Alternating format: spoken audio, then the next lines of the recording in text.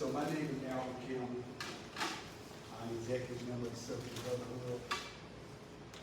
I had the honor of serving 22.3 years in federal prison. The honor. Right. So anybody that was snitch on me, any judge, any prosecutor, anybody that has something to do with me leaving my family, losing my daughter while I was in prison. I lost all my grandparents. I lost all my aunts and uncles. So I'd like to thank God for putting everybody in my life that helped him send me to a place where I met him. I met God. He cleaned me up, forgave me of some things that I did, and made me fit to come back in the community that we all going to help to save. You know? And so I'm not going to be long, but I'm going to be definitely going to be strong. Right? And so I remember growing up in a household, and I'll just be brief. I have also published art. And so when I had sent my written manuscript to my mom to let her read it, when I called her from prison, she picked up the phone and she was weeping on the phone. And she was telling me that she's sorry because she was responsible for the way that my life turned out. You know, being in a home of drug selling, drug using, physical abuse, mental abuses, sexual abuses. When she read that manuscript, and she asked me, how did you remember all that stuff that happened? And so I always try to tell her that no, Mom, we grew up in that environment. And you taught us what we knew. And so I've started a podcast, talk about a lot of things that my brother and I, also I was a leader. I led my brother in prison too. I had a brother that looked up to me. He loved me. He would say that I'm to him like a father. That's what my brother says about me. And every time I hear that, I get emotional again because I led him in the ditch. And so I asked God, out of all the things that I did, I had a 35-year prison sentence. I said, God, if you let me out of prison again,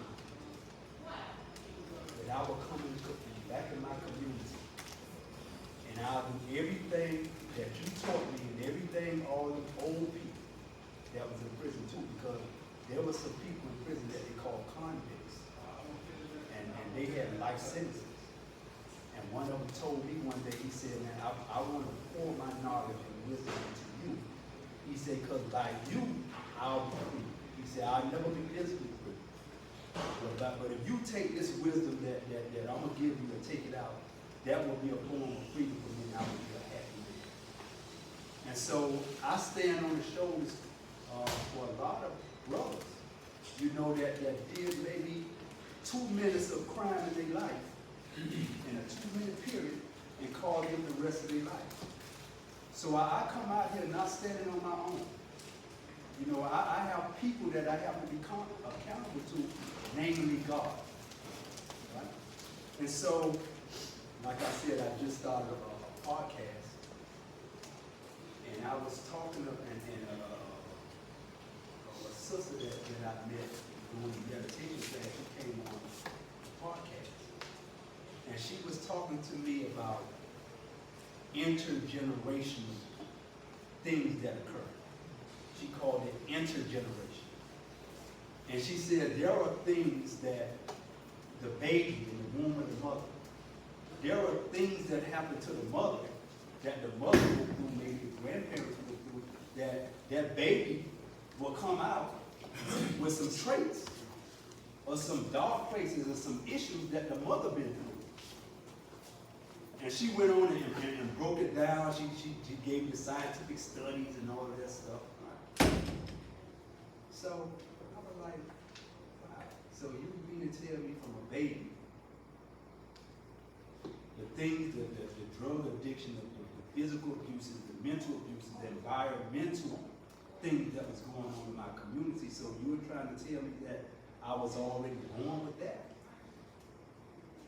And she broke the science down.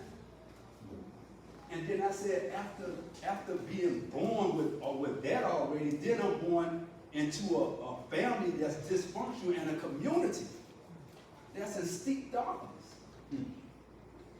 So I grew up from, I'm talking about I'm 5, 6, 7 years. I love my mother. She's gone, and I love her for how she raised me. But I also paid attention to her, how she used drugs and sold drugs, because I didn't want nothing to happen to her. So I called myself watching her, and so I'm at an age where I'm not like, and some of us, we're not like the children that's growing up now, where they tell you, Mom, shut up, and slap their mom and all that.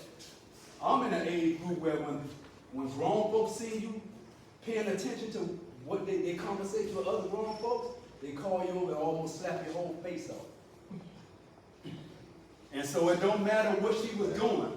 I had to play like I had to play like I'm shooting marbles.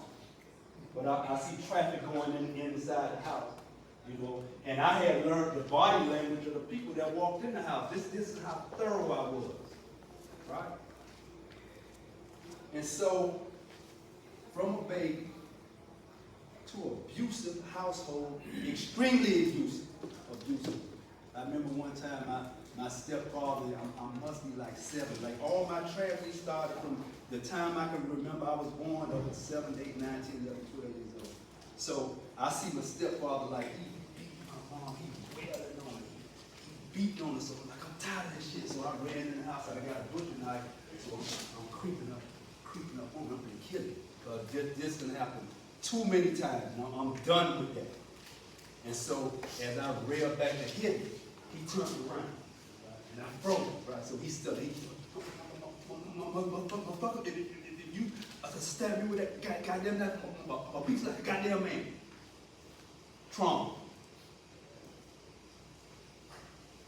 So I'm born dysfunctional. In immediate families that's dysfunctional to the highest level, and then I have my community, and then I go to prison for 22.3 years. And so, like some of the people that you go to encounter, they fucked up. Chief Press, I don't look like what I've been through, but I still think about it every day. So you get our children, they're not educated. They don't know nothing about no law. I'm gonna tell you, most of our brothers that's walking around with their pants hanging down and their dreads in their head, and some of them shooting them. You know what's wrong with the majority of them? The same thing that's wrong with the majority of our females. They've been sexually abused. And they were sexually abused by the people that they trust. So now they don't trust nobody. They don't even trust themselves. They don't even know if they're a man or not. So when you look their way, Chief Press, what the fuck you look at that? They're liable to blow your damn brains out. Because they've been bonded with when they was a little boy, so they don't trust nobody. And when you look at them, it look like you challenging their manhood. But if you don't know what's wrong with these people, you can't help them. Because I remember when I was in federal prison, they gave me a public defender. Now, we got issues with public defenders because we can't afford lawyers. So they give us a public defender. Guess when we see the public defender? They on their trial day. There he comes. And he can't see you one time in the damn jailhouse, and then at the trial day, he done come up and in the trial day like that. And talking for you, you don't even got to keep trying to figure out what we in. So in our community, just like we had problem with police, we have problem with public defenders. And so since I've been going through this training with public defenders, I come to realize that public defender, he was better than the lawyer that we hired. But I ain't trusting public defender. Motherfucker. Get your ass out of here, man. You working with them. because he was telling me, you know, they offer you to you can cooperate and get your time cut and all that. You know, I'm willing. Get your ass out here. That's the same thing the paid lawyer told me. You know, they offer you a deal, you can cooperate, you know, so I'm more receptive to what he's saying, but it's just that police and public defender thing that I grew up with. And so our job, since we've been training public defenders, you too. No, not just the white, but I got a problem with you too. What you as a public defender? Oh shit. They done said one look just like me. He's just like all the motherfuckers. Look at him. Look at him. You done been to school, we ain't never been in trouble. But guess what? After doing these training, I know what they've been through. They might not share like I share, but I know what they've been through. Same damn thing I've been through. You know. And so our job and our mission now is to go back to our community. And look at, man, you can't afford no lawyer. And guess what? The lawyer gonna tell you the same thing that the public defender gonna tell you. How'd you know? Go look at my records. That's how I know. And so our whole job with the police department and public defenders is to connect y'all with our community. And not only that, you can call us up. Because the people that you're going to meet, they're already crazy when they come up in there. They talking shit, and then if they can't get out, they talking shit to you. And then if they got your phone number, they're going to talk more shit to you. And then you're going to be doing all you can for them, and they're not going to even understand all the work, not only that you're doing for him, but 17 other people like him at the same time. So, and I just want to close with these words, like, this organization is the best out of all the organizations. And I don't know if some of y'all studied the Black Panther Party or Martin Luther King or all those organizations of our past. But the Circle Brotherhood is a group of men, and we got the very best out of all of those organizations from the past, because we have been from the streets to the suites, you know. And we got friends out the suites, and we got friends from the streets. And so if you need somebody to talk correct English, you know, you speak proper English and this and that, we'll call Brother Loud, the wordsmith, he know how to speak correct English. I still be talking about my cousin them. You know, my homeboys and them. You know, I still talk like that. Ebonics, you know, but they understand Ebonics. So when they come to you with Ebonics, don't give up on us. We illiterate and ignorant, and molested, and child molested, we molested, we abused, we misused, we don't trust our mom, we don't trust our uncle, we don't trust society, we don't trust ourselves. And so that's why I'm glad when a man from a whole nother planet can come take somebody like me and say, hey man, the first thing you did, Chief Press, that you didn't say, the first thing you did is show them love. Yes, sir. That might have been the first time he ever heard that. I'm not talking about feeling it, so you got to feel love. Any of y'all have boyfriends or husbands or girlfriends, and they just tell you one day, I love you. And they hit you like it ain't done, like it don't normally hit. Like, they hit you, you feel it, and you walk away, you what did I dig or something? You ever get that moment where somebody tell you they love you and it hit you in a way that it never hit you before? Chief Press, I promise you that love you showed that brother. He never experienced that in his life. And he honored you. And I thank you for spending time, because I have a grandson, like, he's a privileged young black boy.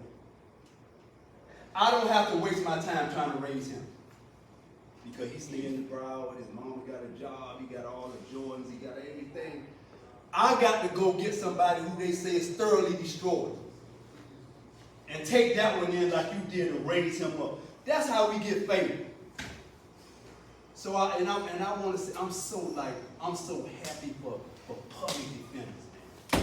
Because we can't defend ourselves. We don't even know how to talk. So when you see us coming up to you, talking crazy, we not gonna hit you. We just getting off some stuff that's been on us ever since we were born.